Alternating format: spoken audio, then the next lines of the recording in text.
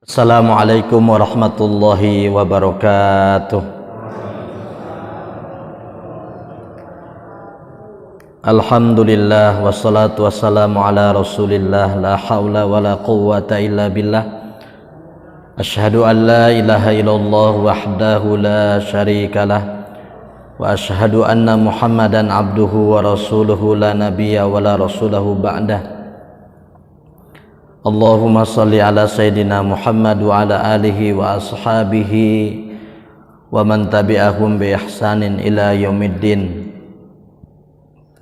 Usikum wa iyaya nafsi bitaqwallah faqad fazal muttaqun.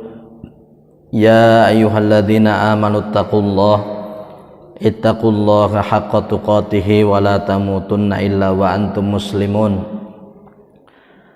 Wa qala Rasulullah sallallahu alaihi wasallam, innallaha la yastajibu du'aan min qalbi ghafilin lahin. Puji syukur hanya milik Allah Subhanahu wa taala yang telah memberikan kepada kita kenikmatan yang begitu banyak, terutama nikmat iman dan nikmat Islam, sehingga alhamdulillah pada kesempatan kali ini kita masih banyak diberikan nikmat oleh Allah Subhanahu wa taala. Salawat dan salam semoga tercurah limpahkan kepada Nabi kita Muhammad sallallahu alaihi wasallam, para keluarganya, para sahabat, para tabi'in, para tabi'ut tabi'in, dan semua orang-orang yang selalu istiqomah memegang sunnah Nabi kita Muhammad sallallahu alaihi wasallam. Bapak dan Ibu yang dimuliakan Allah Subhanahu wa taala, alhamdulillah pada kesempatan kali ini kita masih diberikan nikmat untuk bisa menjalankan sholat isya, kemudian dilanjutkan dengan majelis ilmu. Mudah-mudahan apa yang kita usahakan, apa yang kita laksanakan ini menjadi pemberat amal soleh di hadapan Allah Subhanahu wa ta'ala. Amin ya rabbal alamin. Karena dalam satu hadis Rasulullah pernah menyebutkan agar kita sebagai umatnya bersegera menuju taman-taman surga. Kemudian sahabat bertanya, wa ma riyadul jannah ya Rasulullah? Apa yang dimaksud dengan taman surga itu wahai Rasulullah? Kemudian Rasulullah menjawab, yang dimaksud taman surga yang Rasulullah memerintahkan agar kita bersegera untuk mendekat dan bahkan hadir di taman surga itu, Rasulullah memberikan jawaban bahwa taman surga adalah majalisud dzikri, yaitu majlis dzikir atau majlis ilmu, ya. Jadi majelis ilmu disebut juga majelis dzikir karena di dalam majelis ilmu kita mengingat Allah Subhanahu wa taala. Karena di dalam majelis ilmu ini kita mengingat keagungan Allah dan mengingat kekuasaan Allah Subhanahu wa ta'ala. Jadi yang dimaksud dengan riyadul jannah adalah majelis dzikir atau majelis ilmu. Bapak dan Ibu yang dimuliakan Allah Subhanahu wa ta'ala, pada kesempatan kali ini insyaallah kita akan melanjutkan kajian kita, masih membahas tafsir surat Al-Baqarah. Kemarin kita sudah membahas ayat 1 dan ayat yang kedua, dan insya Allah pada kesempatan kali ini kita akan masuk di ayat yang ketiga, yang mana Allah Subhanahu wa ta'ala berfirman, alladzina yu'minuna bil ghaib wa yuqimuna sholata wa mimma razaqnahum yunfiqun. Bapak dan Ibu yang dimuliakan Allah Subhanahu wa taala, setelah Allah menyebutkan tentang hidayah, ya, dzalikal kitabu la raiba fih hudal lil muttaqin. Jadi Al-Quran itu menjadi petunjuk bagi orang yang bertakwa.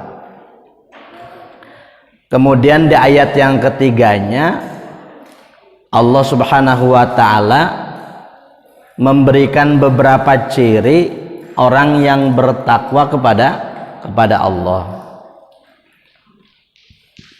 Jadi di ayat yang ketiga Allah Subhanahu wa ta'ala menyebutkan alladzina yu'minuna bil ghaib, yaitu adalah orang-orang yang beriman dengan yang ghaib. Alladzina yu'minuna,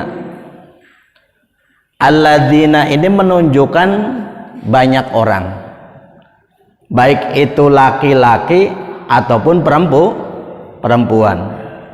Karena di dalam beramal soleh Allah juga menyebutkan man amila solihan min dzakarin au untha. Siapa yang beramal soleh baik itu laki-laki ataupun perempuan, maka Allah akan memberikan yang disebut dengan hayatan thayyibah, kehidupan yang baik, ya, kehidupan yang baik. Jadi Allah tidak memisahkan laki-laki saja atau perempuan saja, tetapi intinya baik itu laki-laki ataupun perempuan yang beramal soleh, maka dia akan mendapatkan kehidupan yang baik. Para ulama menyebutkan kehidupan yang baik itu adalah al-qanaatu, yaitu qanaah.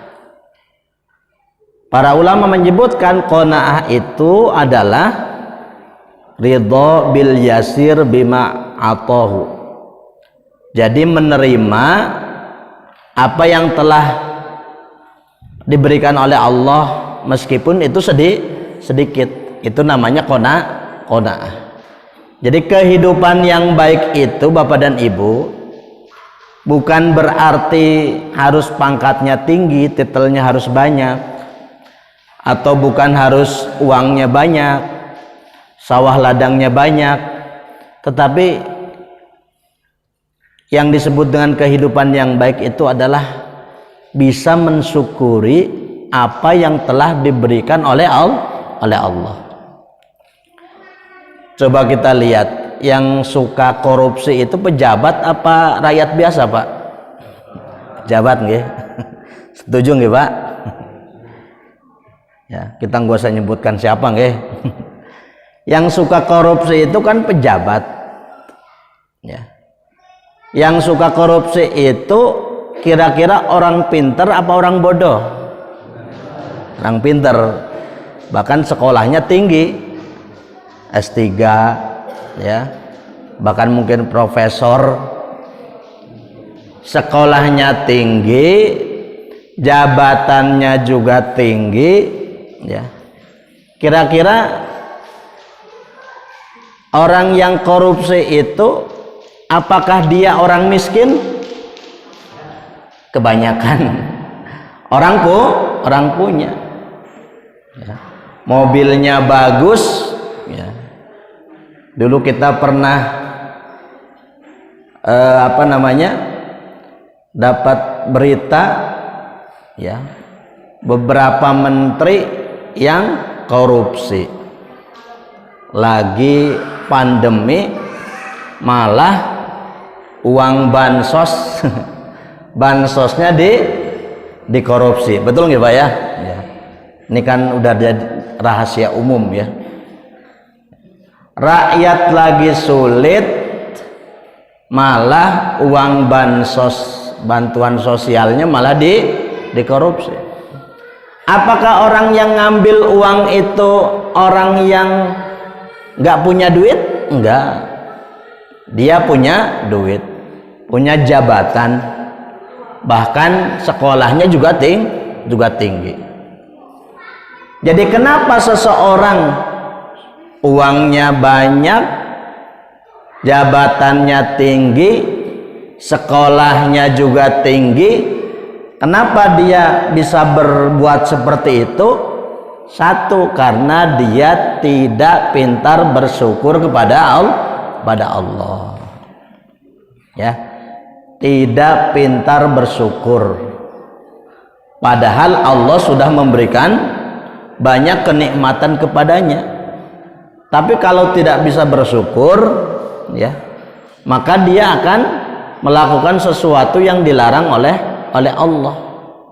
Karena ibaratnya orang itu kalau dikasih ya harta atau emas ya atau perak atau berlian sebesar gunung Slamet, maka orang itu kalau tidak pintar bersyukur masih kurang, minta 1 gunung Slamet lagi. Sudah dikasih 2 emas berlian sebesar gunung Slamet, maka dia akan minta yang ketiga. Sudah dikasih 3, akan minta yang keempat, dan seterusnya. Kalau orang tidak pintar bersyukur kepada Allah.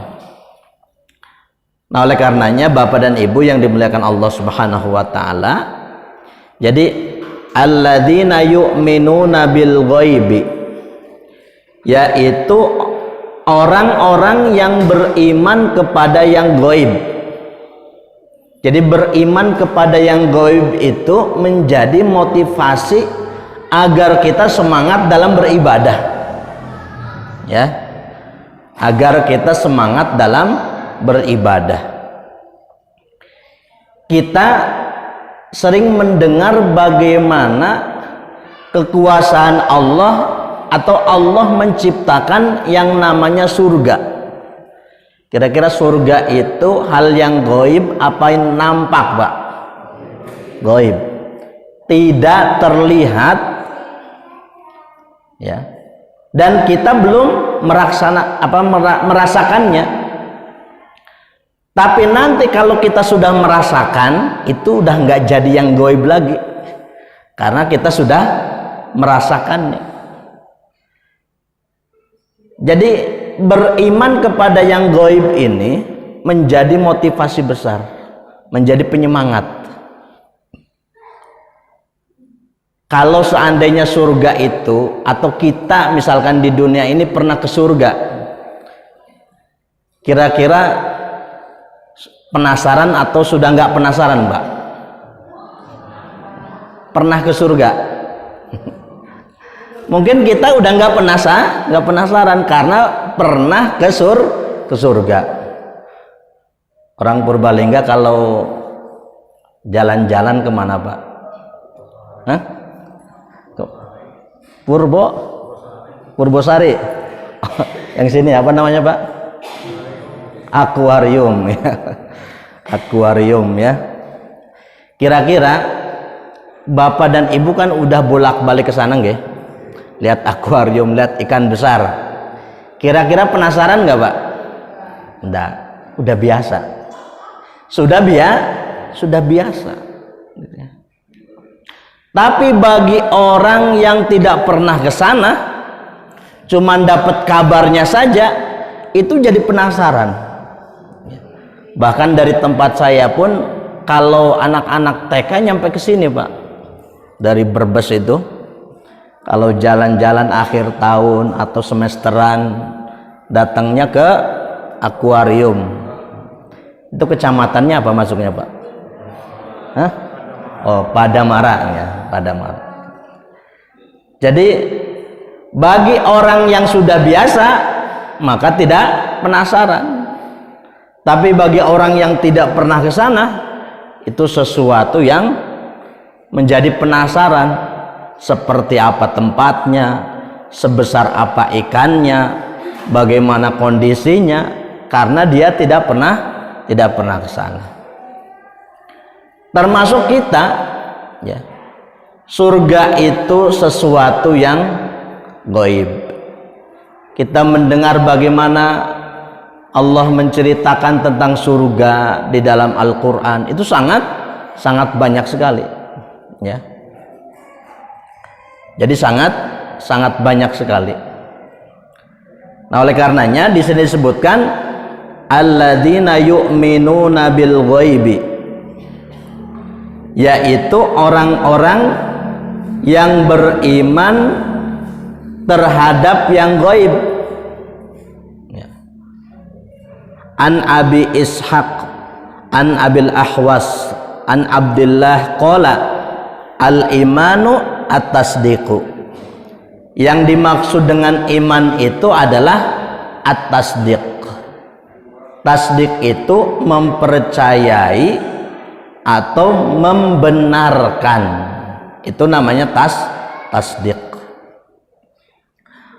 Wa qala Ali bin Abi Thalhah wa ghairuhu an Ibnu Abbas radhiyallahu anhuma yu'minuna wa yusaddiquna, yaitu beriman dan membenarkan, ya, beriman dan membenarkan. Jadi alladzina yu'minuna, berarti yu'minuna itu adalah mempercayai dan membenarkan. Membenarkan apa? Membenarkan yang gaib. Jadi gaib itu, ya, kalau orang Indonesia itu kadang-kadang kan menerjemahkan gaib itu sesuatu yang menakutkan, Pak, ya. Ya pocong, ya kuntilanak, setan, jin gitu ya. Hanya sekedar itu. Padahal yang gaib itu bukan hanya sekedar itu. Yang gaib itu sangat banyak sekali. Nanti kita akan lihat bagaimana penafsiran para ulama tentang al-ghaib, ya. Tapi di bagian pertama ini kita memahami dulu yang dimaksud dengan yu'minuna.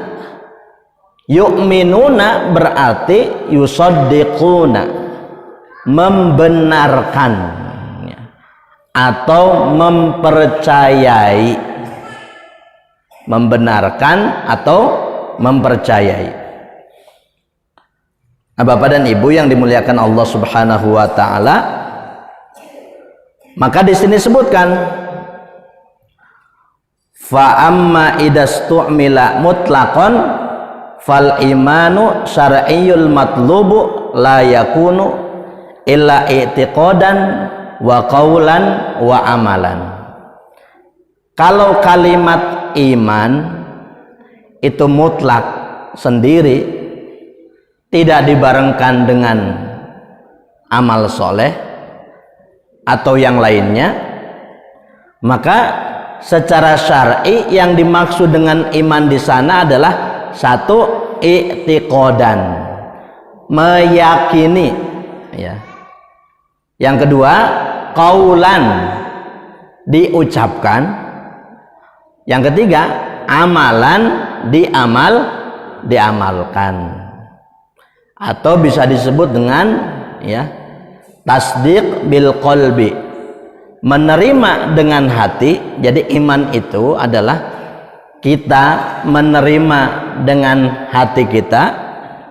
Yang kedua, iqrar dengan lisan, mengucapkan dengan apa? Lisan. Amal bil jawarih, mengamalkan dengan anggota badan.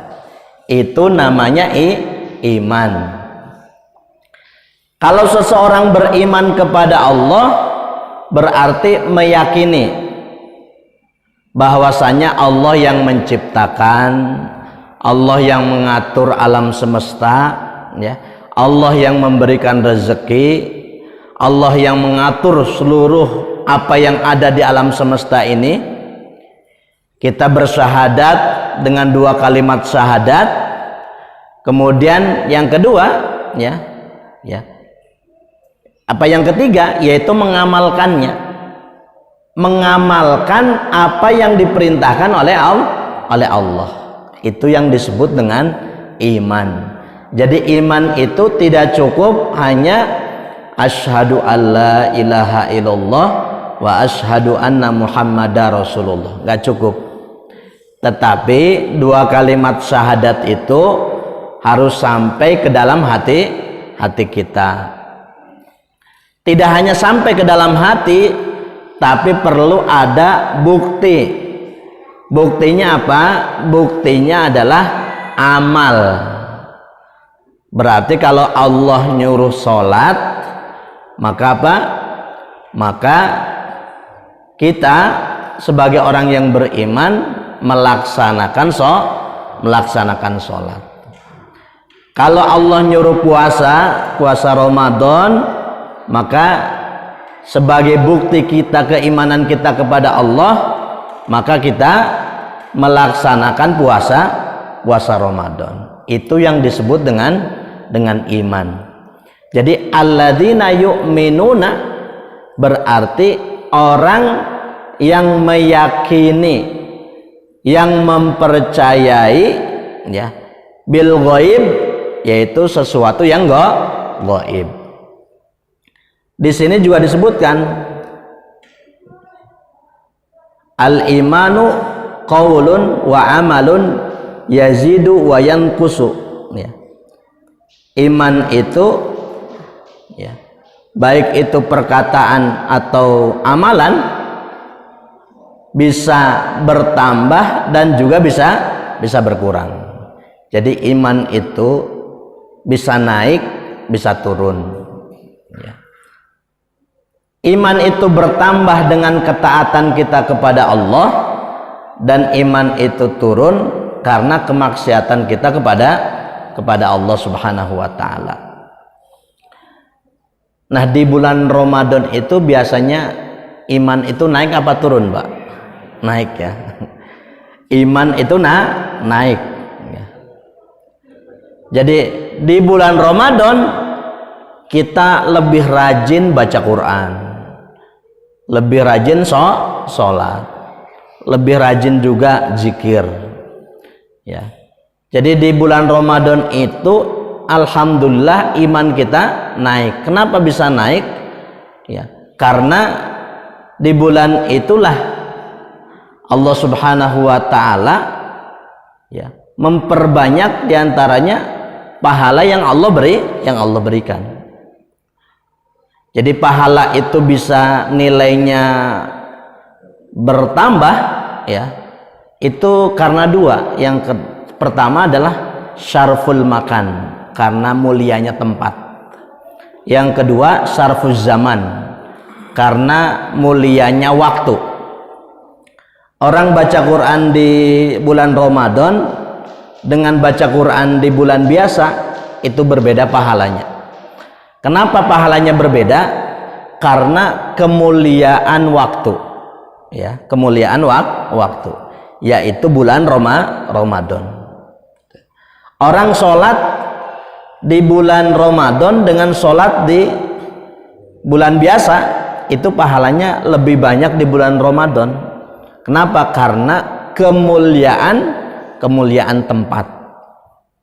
Yang kedua, syarfuz zaman itu kemuliaan, syarful makan itu adalah kemuliaan tempat. Kalau tadi kemuliaan waktu, yang kedua adalah kemuliaan tempat. Orang yang sholat di masjid berjamaah dengan yang sholat di rumah bagi laki-laki, maka pahalanya berbeda. Kenapa bisa berbeda? Karena kemuliaan tempat. Kita sholat di masjid ini dengan sholat di Masjidil Haram itu pahalanya berbeda. Kita sholat di Masjid Nabawi pahalanya berbeda dengan kita sholat di sini. Kita sholat di Masjidil Aqsa dengan sholat di sini itu pahalanya berbeda. Kenapa bisa berbeda? Karena kemuliaan tempat. Jadi ada mulia karena tempat sehingga pahalanya dibanyakan, ada mulia karena waktu sehingga pahalanya dibanyakan oleh Allah Subhanahu wa taala. Jadi Bapak dan Ibu, iman itu bisa berkurang dan bisa bertambah. berkurang karena kemaksiatan kita kepada Allah, ya. Sehingga dalam beberapa hadis banyak Rasulullah menyebutkan agar kita bersegera menjalankan amal soleh, ya. Bersegera menjalankan kebaikan sekecil apapun, atau juga berkumpul dengan orang-orang soleh, dengan orang-orang yang baik. Kenapa? Karena dengan itu akan meningkatkan keimanan kita kepada Allah. Jadi dengan hadir majelis ilmu seperti ini, itu bisa meningkatkan iman kita kepada Allah Subhanahu wa taala. Jadi dengan banyak taat kepada Allah, maka iman itu akan naik. Tapi kalau banyak bermaksiat, maka iman itu akan turun. Sehingga kita mempunyai tugas yang berat, yaitu menjaga iman, ya, dan menjaga keislaman kita. Itu yang harus kita jaga, ya. Jadi lebih baik kehilangan harta daripada harus kehilangan apa? Iman dan Islam. Kalau kita meninggal terus kita nggak punya mobil, kira-kira ditanya nggak Pak sama Allah? Kamu punya mobil apa enggak? Ditanya nggak Pak? Nggak ditanya. Kita meninggal terus kita belum punya rumah di dunia, apakah Allah akan nanya mana rumah kamu? Atau kamu punya rumah nggak di dunia ini? Ditanya nggak Pak? Nggak ditanya. Tapi kalau kita mati, kita meninggal tidak punya iman kepada Allah, maka Allah tanya, ya, Allah akan tanya keimanan kita kepada Allah Subhanahu wa taala. Itu yang Allah tanya. Nah, oleh karenanya maka penting sekali kita hadir di majelis ilmu, duduk di masjid, ya, sholat berjamaah, sehingga fungsi masjid itu menjadi apa? Menjadi pondasi di dalam membina baik itu ilmu, akhlak, atau semua aktivitas kaum muslimin. Jadi Bapak dan Ibu yang dimuliakan Allah Subhanahu wa taala, jadi ukuran rusak dan tidaknya masyarakat atau lingkungan itu diantaranya cara mengukurnya itu adalah lewat masjid, Pak. Jadi kalau masjidnya kosong, ya, bisa dipastikan, ya, rusaknya warga sekitar. Karena dulu kita pernah bahas bagaimana dalam satu hadis Rasulullah Shallallahu Alaihi Wasallam pernah menyebutkan, la taqumus saah, tidak akan terjadi hari kiamat, ya, hatta la yuqalu Allahu Allah. Jadi sampai tidak ada orang yang menyebut Allah. Jadi, ya, kiamat itu akan terjadi, kiamat kubro, sampai ada satu masa orang itu sudah tidak mau menyebut nama Allah. Jadi nyebut nama Allah saja sudah tidak mau, apalagi zikir yang lain, ya. Berarti tidak ada sholat, karena dalam sholat pasti harus menyebut nama Allah. Tidak ada yang namanya baca Quran, karena baca Quran pasti diawali dengan basmalah, Bismillahirrahmanirrahim. Tidak lagi ada azan berkumandang, karena azan itu pasti diawali dengan Allahu Akbar. Jadi kalau kondisinya sudah seperti ini, maka pantas kalau akan terjadi kiamat, karena orang sudah tidak mau lagi menyebut nama Allah. Maka masjid, ya, masjid itu menjadi asas, pondasi kuat, ya, pondasi kuat keimanan orang-orang yang ada di sekitarnya, ya. Orang-orang yang ada di sekitar masjid, sehingga dengan masjid itu keimanan kita bisa bertambah karena kita hadir sholat berjamaah, kita hadir majelis ilmu, ya. Banyak yang apa? Yang memang di zaman sekarang, ya, di zaman sekarang itu memang juga satu yang menjadi problem kita, yaitu banyak yang membangun masjid tapi tidak banyak orang yang mengisi masjid. Kalau kita lihat masjid di zaman sekarang kan besar, ya. Bahkan mungkin harganya miliar sampai triliun, ya Pak, ya. Tapi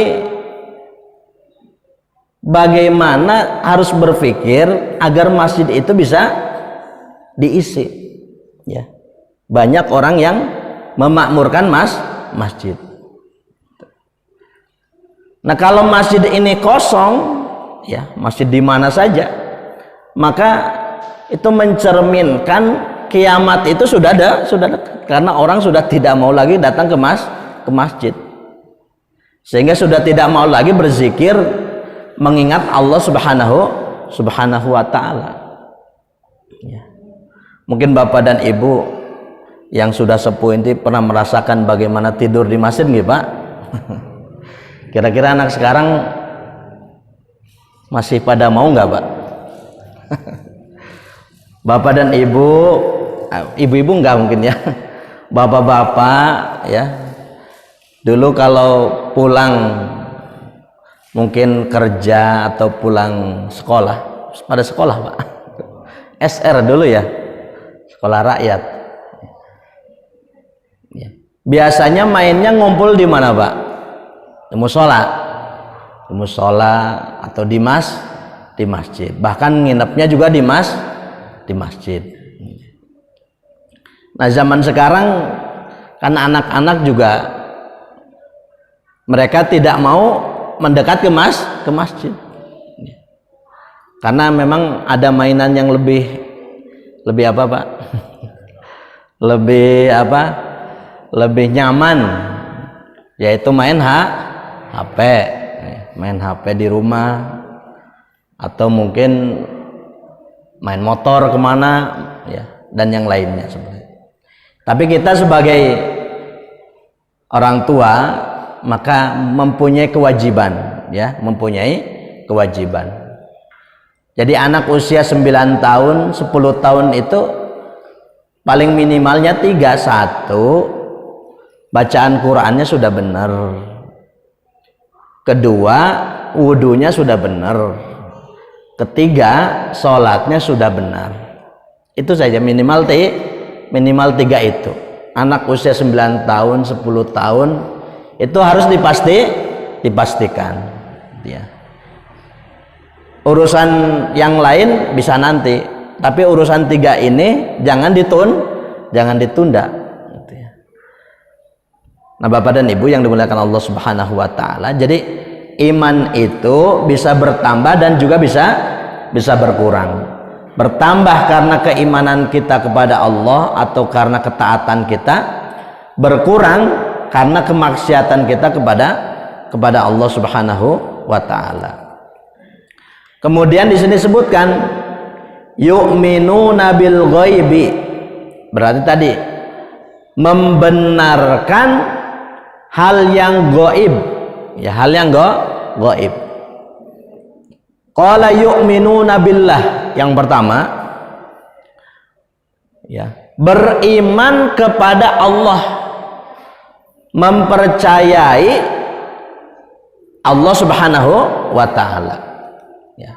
Jadi jangan sampai kita sebagai orang yang beriman tidak mempercayai adanya Allah. Al-wujud, kan, Allah itu ada, wajibul mawjud, wajib ada. Jadi tidak mungkin Allah itu tidak ada. Allah itu pasti ada. Ya. Apa tanda-tandanya alam semesta ini? Ya. Kan tidak mungkin adanya langit kalau tidak ada yang menciptakan. Tidak mungkin adanya bumi, adanya manusia kalau tidak ada yang menciptakan. Ya, itu hal yang mustahil kalau ada dengan sendirinya. Karena segala sesuatu pasti ada yang menciptakan. Tidak mungkin orang bisa menciptakan bumi yang sebesar ini, matahari yang begitu bagus dan begitu baik, ya. Kemudian bulan yang bercahaya, matahari yang bersinar. Itu tidak mungkin manusia yang membuatnya. Pasti yang membuatnya adalah Allah Subhanahu wa ta'ala. Jadi yang pertama yang dimaksud dengan yu'minuna bil ghaibi adalah beriman kepada Allah. Ya, beriman kepada Allah. Dan kita tidak bisa melihat Allah karena kita tidak pantas, ya, kita tidak pantas. Jadi kalau ada manusia ingin melihat Allah, maka sangat-sangat tidak pantas sekali.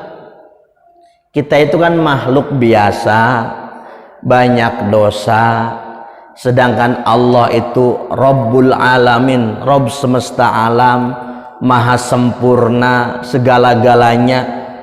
Maka tidak pantas kita melihat Allah. Cukup kita melihat kebesaran-kebesarannya, yaitu tanda-tandanya. Dan beriman itu tidak harus melihat, ya, tidak harus melihat, gitu ya. Cukup kita melihat tanda-tandanya saja sudah bisa menumbuhkan keimanan kepada Allah. Ya. Seperti misalkan di masjid ini ada lampu. Ya. Bapak percaya lampu itu ada pabriknya, Pak? Percaya. Bapak pernah lihat? Nggak pernah lihat. Tapi kenapa kita percaya lampu itu ada pabriknya? Karena ada tandanya, yaitu ada lampunya. Terus kita beli di toko, ya. Kemudian mungkin ada bungkusnya dan yang lainnya. Itu tanda-tanda ada yang membuat, yaitu pabriknya. Allah itu ada. Bagaimana kita bisa menentukan Allah itu ada? Yaitu dengan melihat tanda-tandanya. Kurang apa Allah memberikan tanda-tandanya? Dari yang di daratan dan di lautan, bahkan di luar angkasa sana, dari matahari, planet, bulan, bintang, kemudian binatang yang sekecil apapun itu ada di dunia ini, kemudian makhluk, ya, makhluk yang ada di lautan, bahkan di dasar lautan itu Allah bisa menciptakannya. Kan nggak mungkin itu manusia.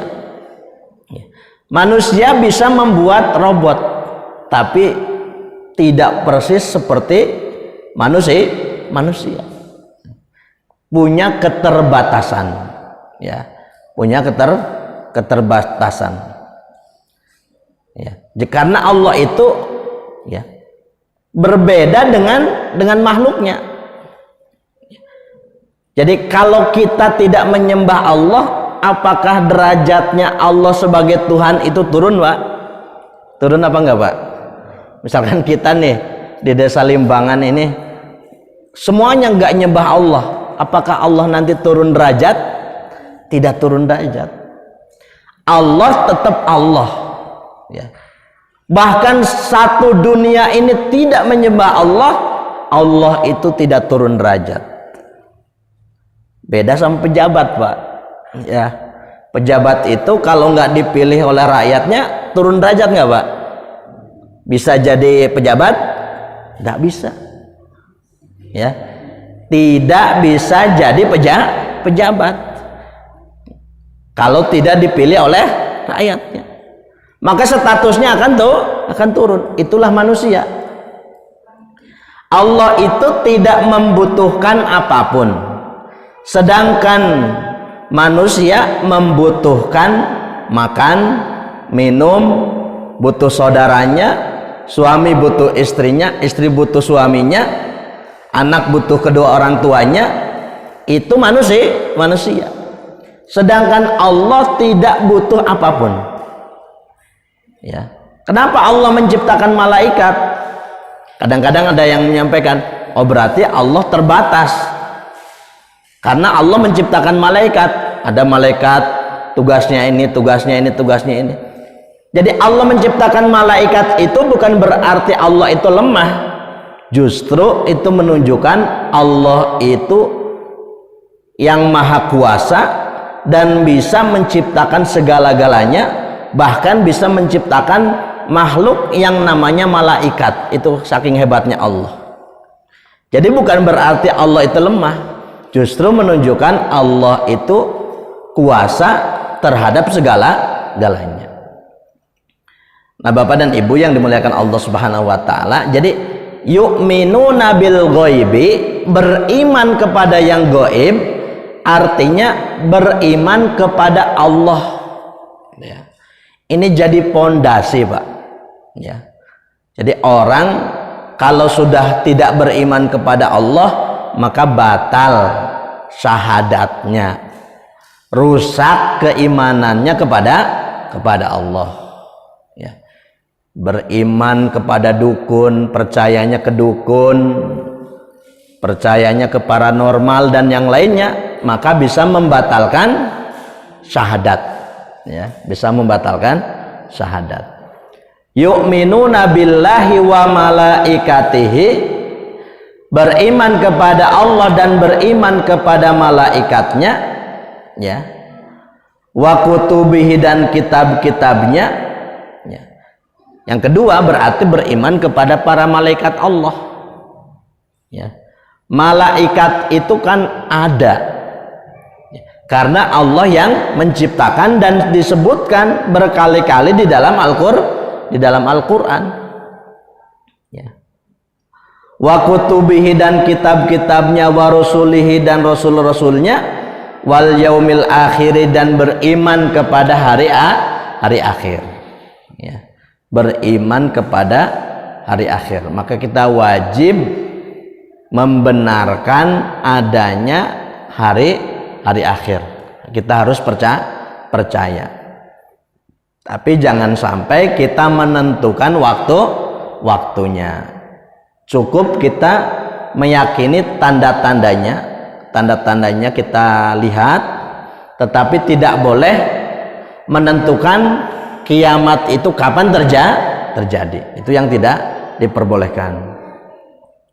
Wa jannatihi, dan surganya, beriman kepada surga, adanya surga yang Allah siapkan, uiddat lil muttaqin. Allah siapkan surga itu bagi orang yang bertakwa. Wa narihi, ya. Dan adanya apa? Adanya neraka. Ya, adanya neraka juga harus kita percayai. Ya.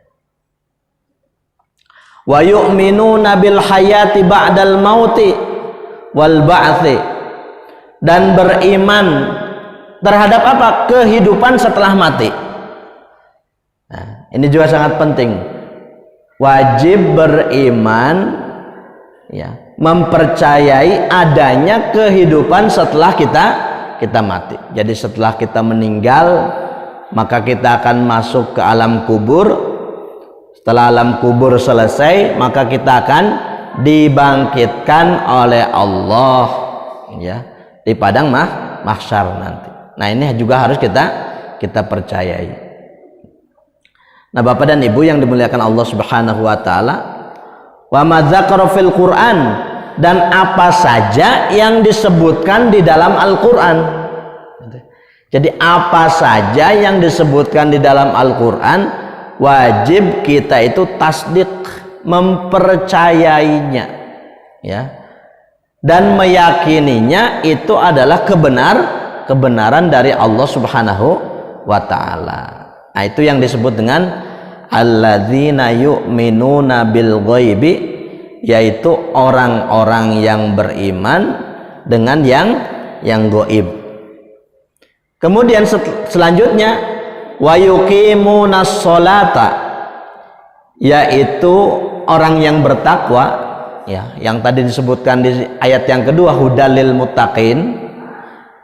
Orang yang bertakwa itu adalah orang yang mendirikan sholat.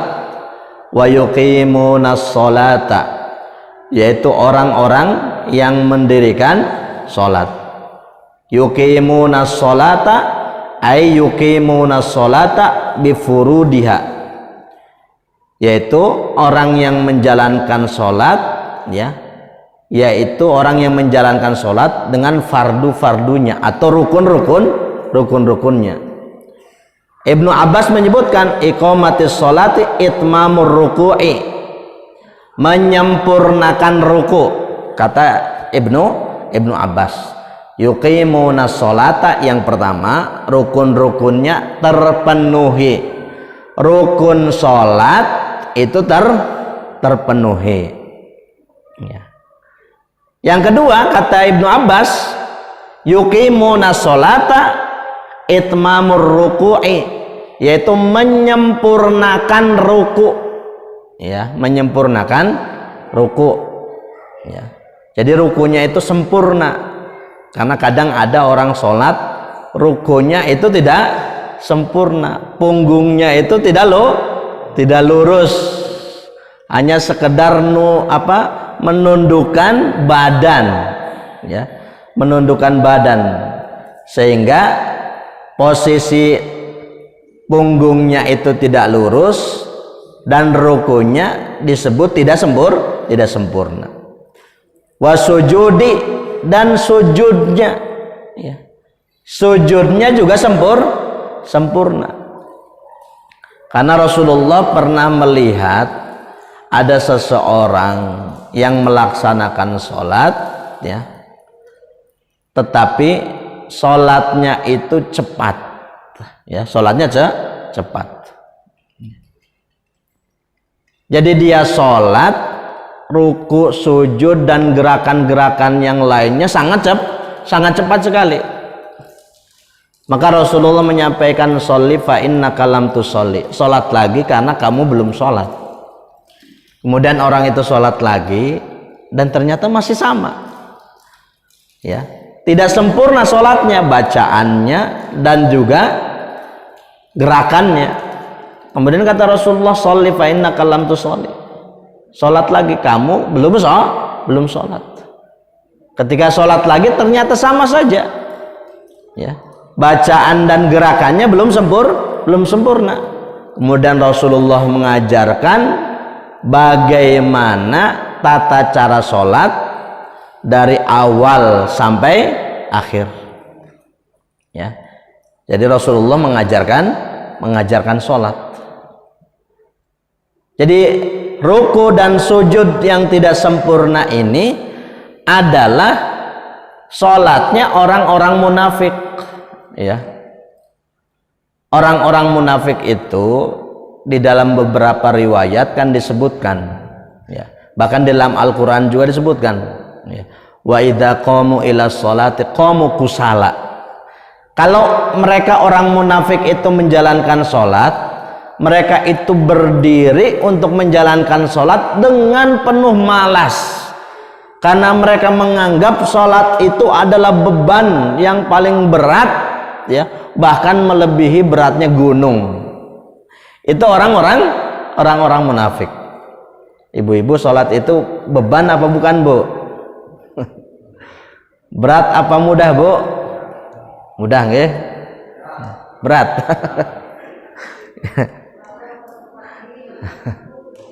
Ngantuk nih, Bu, ya. Jadi Bapak dan Ibu, ya, wa idza qamu ila sholati qamu kusala. Orang-orang munafik dulu, ya, ketika mereka menjalankan sholat, mereka berdiri, mereka tetap sholat, cuman dalam keadaan malas. Bahkan disebutkan dalam riwayat, ya, Sholat asarnya orang munafik, ini sholat asar, hatta baina qarnaini syaiton, sampai matahari itu berada di dua tanduk setan. Maksudnya sampai matahari itu sudah mau terbenam, itu orang munafik baru sholat gitu ya. Jadi sholat asarnya orang munafik, matahari sudah mau terbenam, dia baru Allahu Akbar. Bahkan apa? Tidak cukup di sana, disebutkan dia itu sholatnya seperti ayam yang sedang mematuk makanan. 1, 2, 3, 4. Sujudnya cepat, rukunya cepat, berdirinya cepat, ya. Tasyahud awalnya cepat, tasyahud akhirnya juga cepat. Betul itu. Nah, jadi itu sholatnya orang munafik. Karena tadi dia menganggap sholat itu adalah beban hidup. Coba kalau orang menganggap sholat itu beban hidup, gimana rasanya, Pak? Sesuatu yang menghimpit. Sesuatu yang menghimpit kehidupan kita, tidak membuat kita tenang di dalam kehidupan, karena menganggap sholat itu adalah beban. Jadi kalau kita menganggap sholat itu adalah beban kehidupan, ya, maka sholat itu tidak akan ada imbas, tidak akan ada bekasnya di dalam kehidupan kita. Nah, jadi gitu Bapak dan Ibu yang dimuliakan Allah Subhanahu wa taala, ya. Jadi salat itu bukan beban, tetapi adalah kewajiban bagi kita, ya. Jadi salat itu bukan beban, tapi kewajiban. Nah, jadi orang munafik itu kalau salat, ya, wa idza qamu ila sholati qamu kusala, salat dalam keadaan malas. Yura'un nas wa la yadhkurunallaha illa qalila. Dan sholatnya mereka, ya, ini orang munafik itu parah banget kalau ngejalankan sholat, Pak. Satu, sholatnya itu malas, berdiri dengan penuh malas. Kedua, udah malas, ingin dilihat oleh manusia. Coba bayangkan, Pak, ya, udah sholatnya malas-malas, pengen dilihat oleh manusia, pengen dilihat oleh Rasul di zaman dulu, biar diaku orang yang beriman, ya. Bahkan Abdullah bin Ubay bin Salul itu kadang sholat itu di belakang Rasul. Di belakang Rasul, Pak, ya, di belakang Rasulullah Shallallahu Alaihi Wasallam. Antara lisannya di masjid sama lisannya di tempat nongkrongnya beda, Pak, ya. Kalau lisannya di masjid subhanallah, Allahu Akbar, alhamdulillah. Tapi kalau udah nyampe tempat nongkrongnya, itu kebun binatang keluar semua. Tapi kalau di sini nggak ada, nggih, Pak, ya. Jadi kalau kita insya Allah di masjid dia baik, di tempat nongkrong, tempat kerja, ya, tempat jualan, insya Allah lisan kita juga baik. Tapi kalau orang munafik itu di masjid masya Allah, Allahu Akbar, tapi di luar masjid menjelek-jelekan Rasulullah Shallallahu Alaihi Wasallam, ya. Jadi Bapak dan Ibu yang dimuliakan Allah Subhanahu wa taala, itu sifat orang munafik. Ketika menjalankan sholatnya males, ingin dilihat oleh orang lain, ya.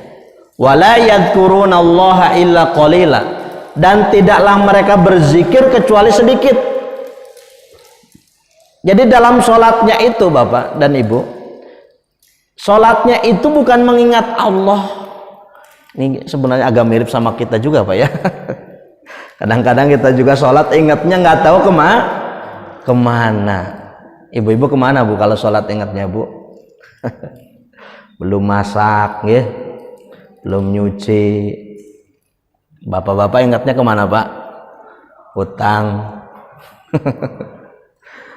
Jadi ketika takbir Allahu Akbar, orang munafik itu ketika menjalankan sholat tidaklah mengingat Allah kecuali sedikit, kecuali sedikit.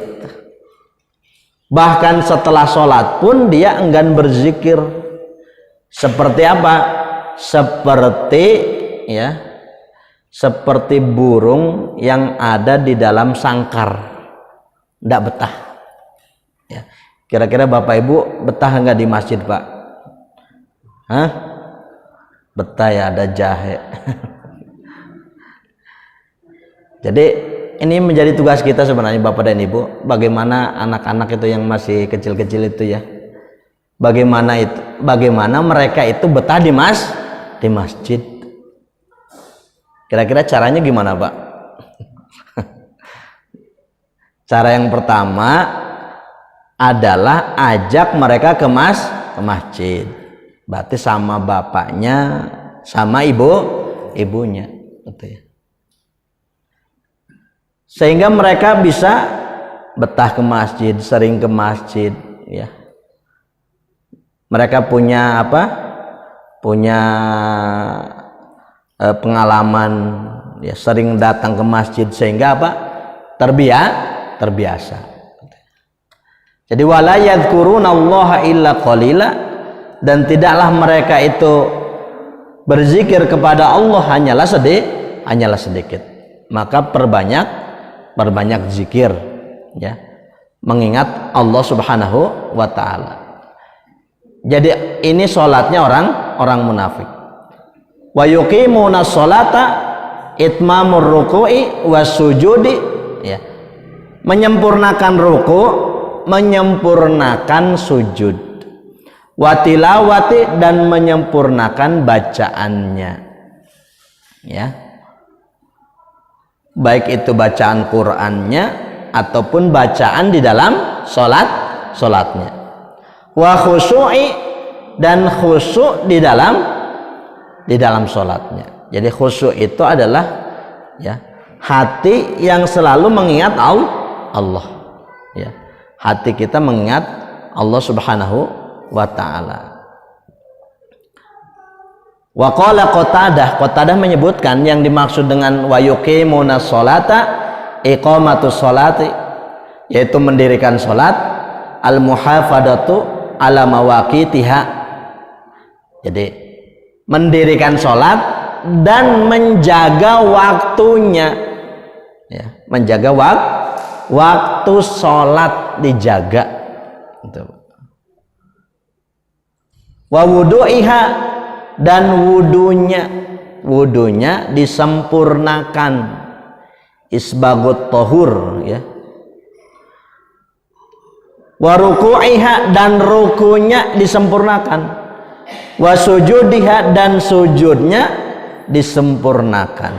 Jadi kata para ulama, yang dimaksud dengan wa yuqimuna sholah, yaitu mendirikan sholat dan menjaga waktu sholat. Jadi waktu sholat kita itu harus dijaga, ya, harus dijaga. Termasuk tadi ruku dan sujudnya. Jadi ini yang dimaksud dengan wa yuqimunas shalah, yaitu mendirikan salat.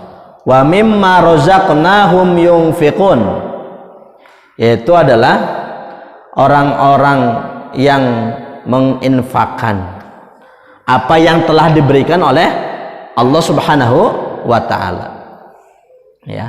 Jadi Allah memberikan rezeki kepada kita, kemudian diinfakkan, ya, di jalan Allah. Para ulama menyebutkan yang dimaksud di sini adalah satu, ada yang menyebutkan zakat, ya, menginfakkan apa yang telah diberikan oleh Allah, yaitu zakat. Yang kedua adalah nafkah untuk keluarga, baik itu untuk istri dan anak-anak kita. Itu masuk kepada wa mimma razaqnahum yunfiqun, yaitu termasuk orang yang bertakwa kepada Allah Subhanahu wa taala. Nah, jadi Bapak dan Ibu, yang dimuliakan Allah Subhanahu wa taala. Nah, jadi ini ayat alladzina yu'minuna bil ghaibi wa yuqimunas sholata wa mimma razaqnahum yunfiqun. Jadi bagaimana kita terus bisa mentadaburi ya ayat-ayat yang sudah kita pelajari ya, yang sudah kita pahami, sehingga ayat-ayat tersebut bisa masuk ke dalam otak kita, kemudian masuk ke dalam hati kita.